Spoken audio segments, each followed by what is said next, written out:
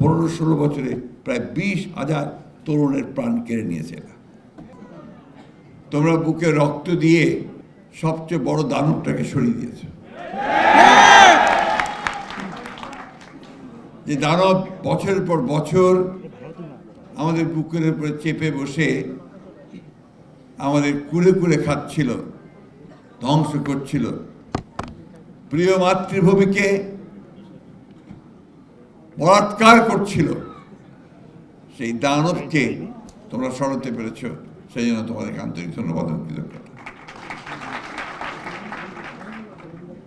আমার মনে পড়ছে, আমি কিছুদিন আগে ঠাকুরগাঁ গিয়েছিলাম। ঠাকুরগাঁয়ে আমার যে 4টে ছেলে প্রাণ দিয়েছে এই বৈষম্য বিরোধী আন্দোলনে, তাদের বাড়িতেও গিয়েছিলাম, তাদের মা, বাবা, ভাই, বোনদের সঙ্গে কথা বলেছি। আমি দেখা করেছি সেই সব ছেলেদের, ছাত্রদের যারা অন্ধ হয়ে গেছে, যাদের বুক ঝাঁঝরা হয়ে গেছে, যারা এখন অনেক অসুস্থ। আমার মনে পড়েছে 2013 সালে যখন আরেকটি আন্দোলন চলছিল এই ফ্যাসিস্ট সরকারের বিরুদ্ধে, হাসিনার বিরুদ্ধে। সেদিন গিয়েছিল 9 জনের প্রাণ গড়েয়া সুকানপুকুরি অঞ্চলে। 9 জন ছাত্র।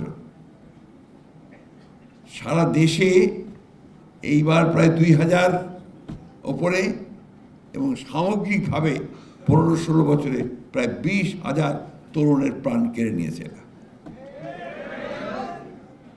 সেই ধ্বংসস্তূপ থেকে তোমরা জেগে উঠেছ, ফিনিক্স পাখির মতো জেগে উঠেছ, এবং সেই অগ্নি বলাকা পাখায় আগুন মেলে সারা বাংলাদেশ ছড়িয়ে ছিটিয়ে তোমরা মানুষকে জাগিয়ে তুলেছ। আমি তোমাদেরকে অভিবাদন জানাই, সেলুট জানাই। আমরা একেবারেই শেষ প্রান্তে জীবনের বলা যায় এটা সায়ান্ন।